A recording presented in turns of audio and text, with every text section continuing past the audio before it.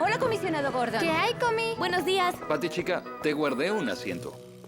Papá, mejor me voy atrás. Pero, Patty, nena, te perderías mi conferencia sobre los 3 aspectos de un crimen que deben establecerse para determinar la culpabilidad. Medios, motivo y oportunidad. Tengo los medios y el motivo para sentarme con mis amigas. Y tomaré la oportunidad de sentarme en este escritorio.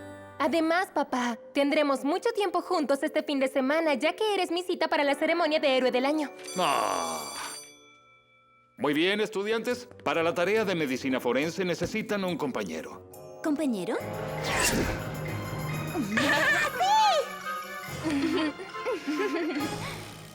Cyborg, ¿quieres ser mi compañero? Lo siento, chica halcón. Katana y yo hacemos un equipo fabuloso.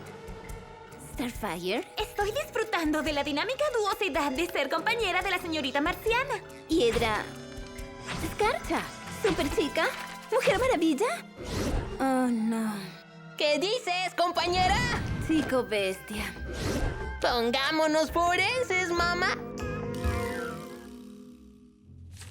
¡Ya lo tengo! ¿Terminaste la tarea? No, finalmente me pude rascar donde quería.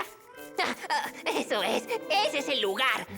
Tenemos que hacer la tarea. Deja de hacer tonterías. No hago tonterías, hago monerías.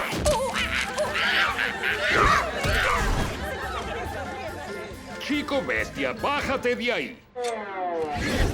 ¡Oh, viejo! Todo el tiempo me están regañando. Dicen, deja eso, no entres ahí. Saca tu cola de mi sopa, chico bestia.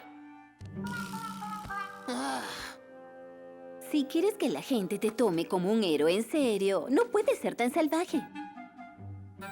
Oye, ¿podrías enseñarme? ¿Yo? Ni hablar. Necesitas un domador de leones o un encantador de caballos o algo. ¡Por favor! Lo pensaré. ¡Sí, mamá!